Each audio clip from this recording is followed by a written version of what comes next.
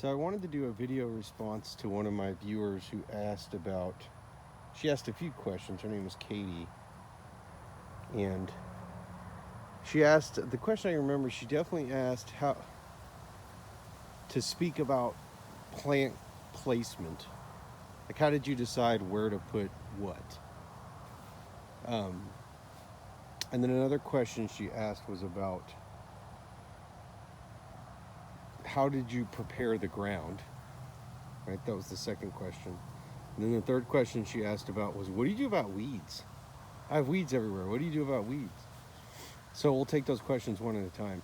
The first question about plant placement. Um, well, so this big sweet gum that I have here was here when I got this house. It was just a lone tree in the middle of the yard. That was all that's, the only thing that's here now that was there when I started this whole project is that sweet gum. Stand up. So the sweet gum was there. My house, we're looking south right now. The sun is up here right now. Sorry for that. But the front of my house faces west. The sweet gum is kind of in the, say, the northwest quadrant of this whole area. So facing south, in the wintertime, I'm going to get sun coming in here. It comes in at an angle like this, right? And this tree is deciduous. So it loses all of its leaves, and this gets real sunny in here. It gets pretty sunny in the wintertime. Summertime, sun is directly overhead to slightly north. This is deep, deep shade in here all the time. So there's a few things to think about when you're thinking about where do I put what plant. So it depends on how, like, what you're starting with. Like what you see, all these elderberries that you see in here, I planted one elderberry right there, and I planted that big one right there. It's the only two I planted. Every one of these other like 40 elderberry stems that's out here grew from runners, and they filled in. They're way out there, out by the edge of the sidewalk, all over the place. So I planted this one and that one. I planted this beautyberry, the palmettos. Like, what you're attempting to build as time goes on is vertical structure. So the tallest things I planted kind of on the outside edge, you know, and then will come in. But it's not, honestly, there wasn't a whole lot of much of thought other than I want something tall with something short growing next to it, with something that's really low growing under that. It's more than it is about the horizontal, like, two-dimensional layout. It's more about stacking things, right? So like this elderberry, this big firebush is now growing over this whole area. It's shading probably a 10 by 10 area. And now I have small wild coffee. There's all these little elderberry suckers growing up. I planted some sword fern underneath it, some coonties. There's some baby Cherokee, coral bean popping up there. And then there's a lot of the other springtime annuals. I can't remember, what is that one plant? It has the edible tuber. I don't remember it off. Wild radish is the common name, one of the common names I've heard.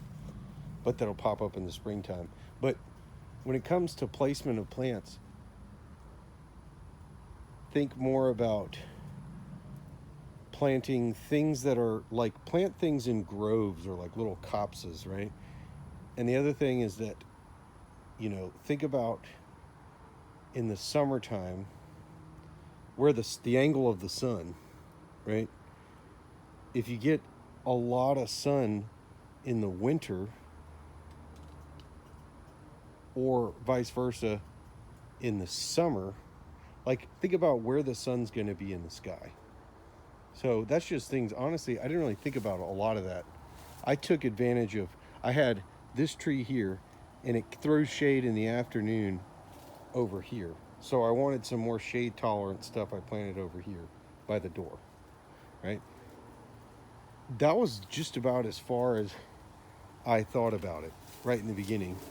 I planted this wax myrtle here because I'm real exposed on this west side.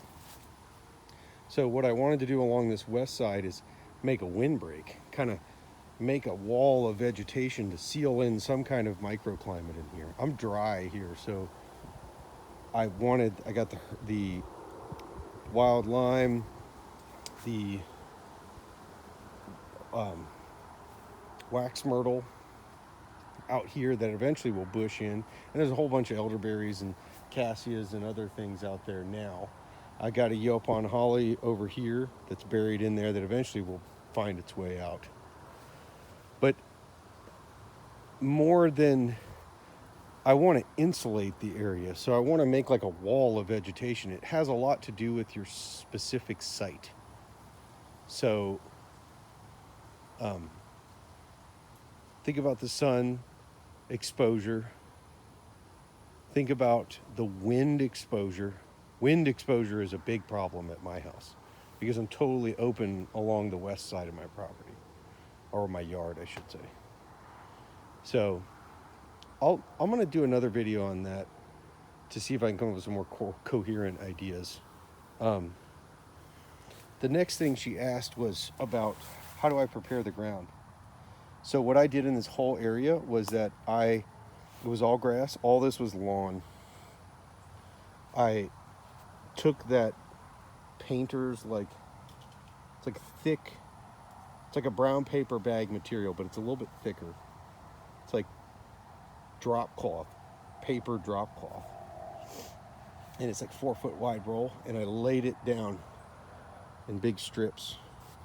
And I used a lot of really rotted down wood chips, some store-bought compost, some like black mucky soil that I got out of wetlands when we were clearing. Lots of different things. Anything that I could get that was basically like a well-rotted compost. I like to put like an inch of that down on top of that brown paper bag, and then just covered it up 6 inches thick at least on top of that with leaves. So most of the mulch, she asked about, is that wood chips? What is your mulch? 95% of the mulch is leaves. Here in Florida in the springtime, people drop oak leaves, and my sweet gum is obviously deciduous. So you can see this is this season's leaves that it's dropping here. But you know, I've been putting down leaves for years now, and I mean, you don't see any of that anymore. Like, it's still sand, right? But you can see the texture is much better. So that's what I did. I smothered out the grass and everything that was there with the brown paper bag, thick layer of leaves, and a lot of it I didn't. There was quite a bit actually I didn't even put compost. Just put leaves on top of it. And then that's what I did everywhere. And then I planted, right? So the next thing is tied to that. What do you do about weeds? I got weeds everywhere. Well, my first question is, what do you mean by weeds? Are you talking about, you have Biden's alba? Are they native species or are they non-native species? If they're native species, think about how many you can leave to let them do what they're going to do, right? To fill up the empty void that's there. If they're non-natives, like, torpedo grass or, your Bermuda grass. I have Bermuda grass is a problem that I have. I can understand. But the long-term solution for any of those things is competition, right? A lot of those weeds are early succession, right? They show up when things are disturbed, when the conditions change. I pull out a bunch of shrubs, I mulch, I do all this stuff, right? The early successional plants will show up first. here in Florida, like your weeds that commonly show up are the Biden's alba is like the first thing that'll show up. But there's also a lot of non-natives like the, Caesar weed and torpedo grass and Bermuda grass and like a lot of different, the chickweed, the tropical chickweed, and like a lot of the different kinds of pigweed are native. Like, try to identify the weeds, the things that you're thinking are weeds. Try to identify them first. If they're native plants, I recommend that you don't fight them. Fight them as little as possible, right? And the thing to do is to create competition. Put things there that are that have a similar growth habit and are high vigor, meaning that they grow fast, and put them, they'll outcompete. See, I had a lot of problems with the chickweed in here, which I'll show. Maybe I can find some. It's not common this time of year necessarily. It dies back. This is, I think, called tropical chickweed. Actually, I got a bunch more out here.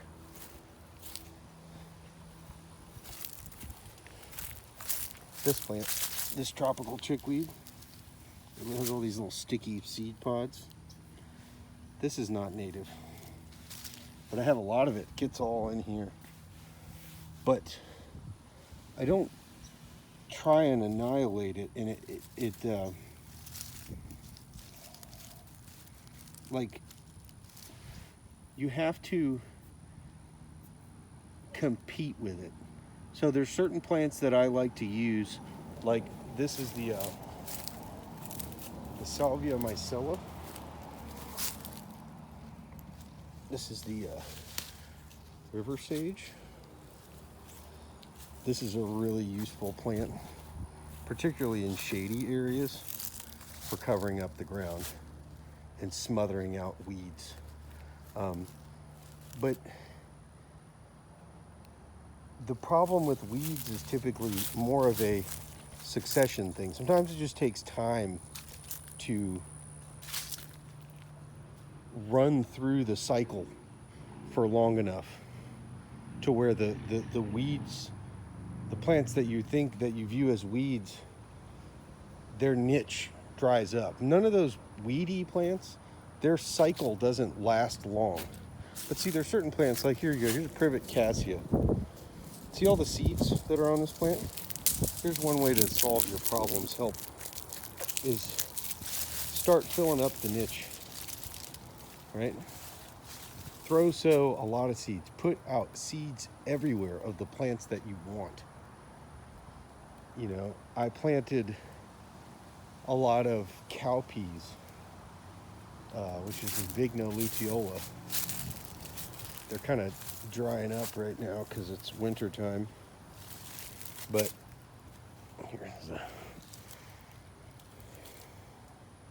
I can't believe I can't even see any right now. It's cowpea, Vigna luteola. It's a vine, but it'll form like small thickets, and you can just chop it down and throw the seeds out. Let it go. I recommend that you go to areas that are kind of disturbed, whether they could be like old construction sites, like look for areas with lots of weedy plants and find some that you like and identify them. And because they might be weeds, you might think of them as, oh, that's a weed, but that's a native plant, and it's an early successional native plant. So it shows up right at the beginning when stuff is disturbed and things need to be healed, right? Use that to your advantage. See, here's this area I have a problem with over here. So my neighborhood, there's a lot of Bermuda grass in this area, and I get Bermuda grass creeping into this area, but it has drastically slowed down. See how dense the shade is back there? The Bermuda grass doesn't want to be back there. It wants to be right out on this edge. But you can see that mimosa that's in there, that competes directly with the same niche that the Bermuda grass is fighting for. So, and it's very vigorous. So put something that competes with that niche that plant is competing for those resources. So, I mean, that's kind of like the short answer of the easiest way to deal with that problem of weeds is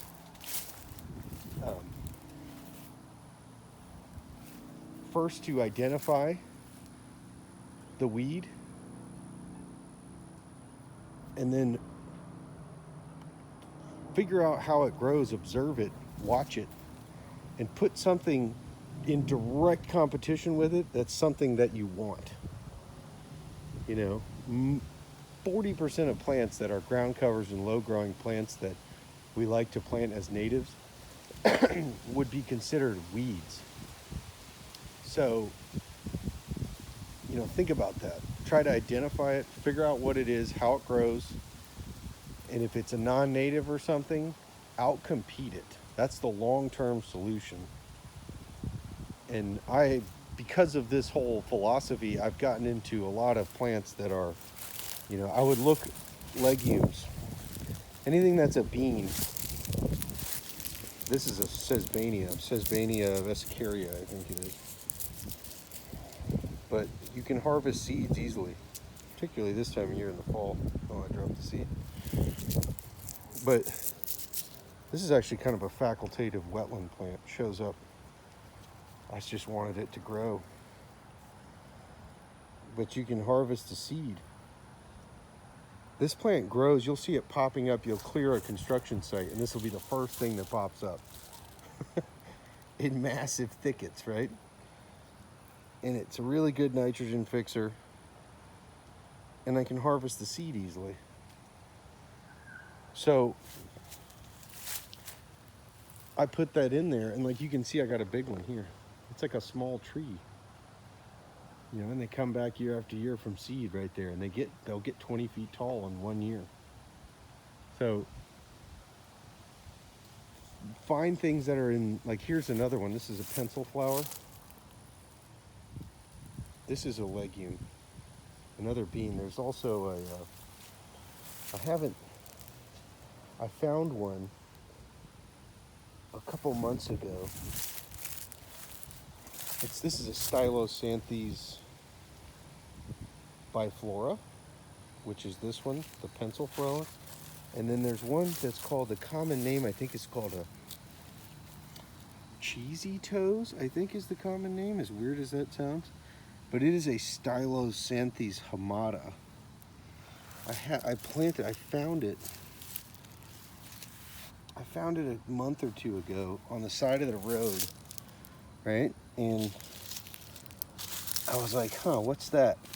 Let me try to find out what it is, because it was growing just like this chickweed is. It was like this real dense, low growing ground cover that just was like a blanket. But it looks, I just saw it and now I can't find it. I planted them just a little bit ago. Oh, here it is. See here, this.